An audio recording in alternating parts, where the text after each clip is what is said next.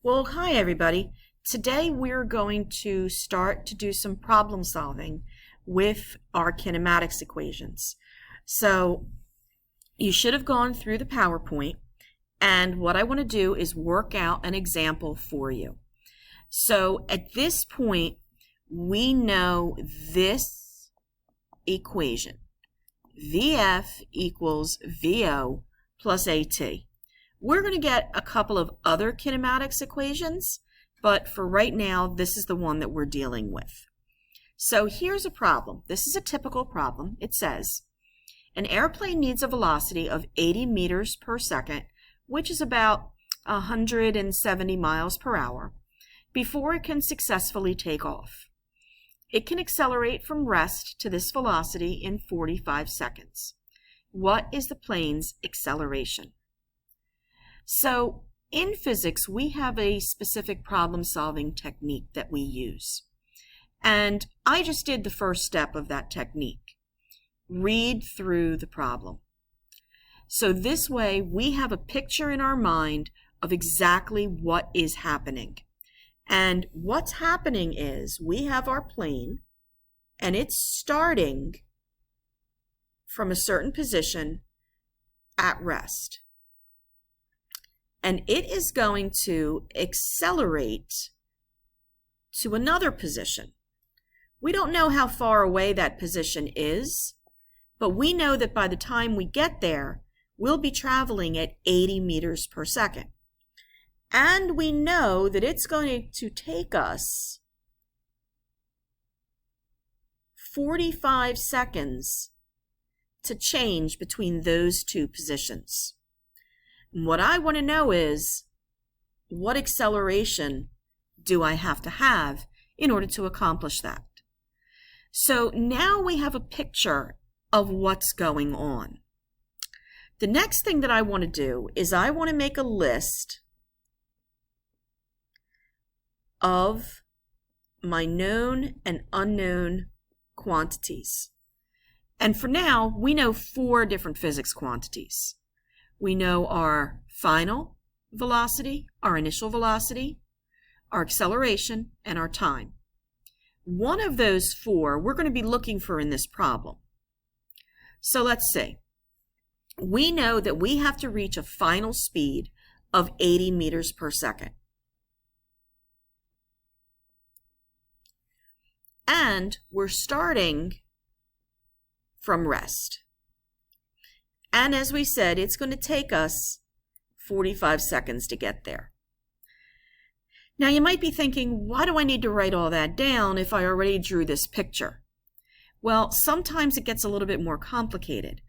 For the problems that we're doing now, it might seem a little redundant and it's too easy to have to worry about doing it. But trust me, learn how to do it while it's easy, so that when we get more complicated problems, you're going to know how to do it, okay? And you won't have to think about, well, how do I fill this table in?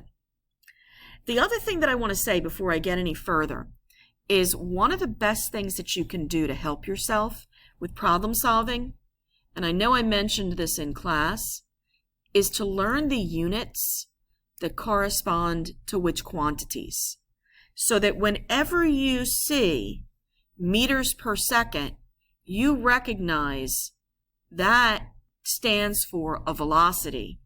And whenever you see 45 seconds, whenever you see seconds, you recognize that seconds indicates time. So now that I have 3 quantities of my 4 filled in, that tells me that I must be looking for my acceleration. And indeed, that is what the problem says. What's the acceleration of the plane? So now I'm going to fill in my formula. As we move further along, you're going to see that, well, we have multiple formulas to choose from. Okay, for right now, this is easy, but when we do have more formulas, having this table is really going to help. So let's see. We know that VO is 0. So that makes the formula a little bit easier. VO is just going to drop out. And that leaves me with VF equals A times t. I'm looking for A, so I can rearrange that formula as A equals VF divided by T. And again, you might think to yourself, why do I have to do that? I can just plug in 80 and 45 and then solve for A. Again, it's practice for when it becomes a little bit more difficult. So now I'm going to plug in 80 meters per second. Notice that I keep the units there, divided by 45 seconds. That's going to give me, with my units, meters per second, or meters per second squared. I'm going to hit this into my calculator, and when I do, I come out with 1.8 meters per second. Now it's actually something like 1.777 repeating, but I'm just going to round it to 1.8. Now before I move on, one thing that I do want to say, accelerations typically are low numbers. Okay, we typically do not have very, very high values, so you're not going to see something in the hundreds, typically. Okay, if it's a rocket, maybe, but for usual things, no, it's going to be a low number. Okay, all right, so how about if you hit pause, try and solve some of the first problems that I've given you. Okay, then we'll come back and we'll do some of the ones that involve distance.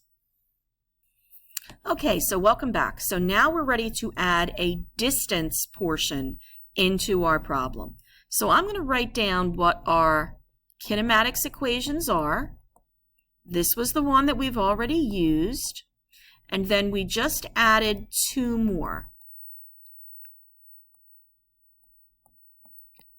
X equals VOT plus 1/2 AT squared, and VF squared equals VO squared plus 2AX.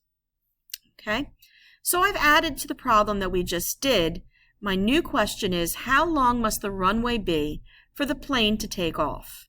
So now that I know, okay, start from rest, I get to 80. Now that I know what my acceleration is, now I want to know, what's this distance? So I'm going to bring my little table back up. VF, VO, A, T, and now I'm adding X to it. And we know these values. We know VF, we know VO, we just calculated A, and we were given T. So now what we want to know is, what's X? Okay, now I have a choice to make with my three equations. So since we're looking for X, I'm going to rule out equation number 1. Equation number 1 does not have X in it, so I'm going to skip that equation. That leaves me with either of the other two. X equals VOT plus 1/2 AT squared, and VF squared equals VO squared plus 2AX. Now, to be quite honest, in this situation, either one of these equations will work. And in fact, I'm going to show you that they do give you almost the exact same answer, and I'm going to explain why it's not exactly the same. So let's start off with our middle equation. I like using this equation for this one in particular because although it looks pretty complicated, I know it's going to get simple. It's going to get simple because VOT is going to drop out because, again, we're starting from rest. And the other thing I like about this one is it's already set up to solve for X, so I can just plug in 1/2 times 1.8 meters per second squared times 45 seconds quantity squared. Now I first want to talk about the units before I do anything else. When I square 45 seconds, I'm going to get an answer that says seconds squared. those seconds will cancel with those seconds. So I'll be left with meters as my answer, which is what I want because this is a distance. So now I'm going to hit that into my calculator. 1/2 times 1.8 times 45 squared, and I get 1,823 meters, which is about 1.8 kilometers, slightly longer than a mile. Now, I always want to look back and say, well, does that answer make sense? Yeah, runways are pretty long. So a runway that's more than a mile long, yeah, that makes sense.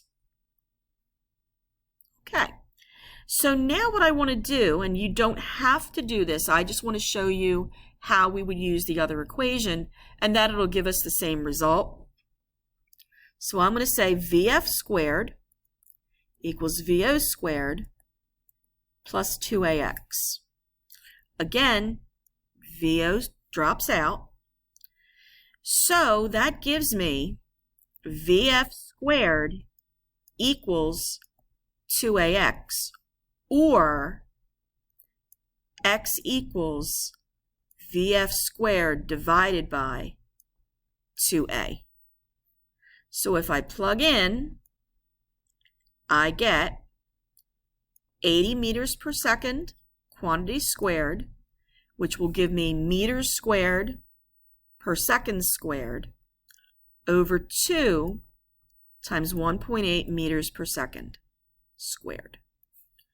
Okay, that at the end will leave me with meters, which is what I want. Kind of run out of room over there. So I hit this into my calculator, 80 squared divided by 2 times 1.8, and I get 1778 meters. Which you might look and say, well, wait a minute, that's pretty different from 1823. Yeah, but when you remember significant figures, we would round that to 1.8, which is the same thing. So why were they different? The reason they were different, if you remember when we did our first part of the problem, we got an acceleration that was actually 1.77 repeating. I rounded there. Because I rounded there and then multiplied by that rounded answer and divided by that rounded answer, that puts in uncertainty, which is why when we express our answer, we expressed it only in two significant figures. Okay? If you have any questions, please send me an email and we'll work through it. Have a great day.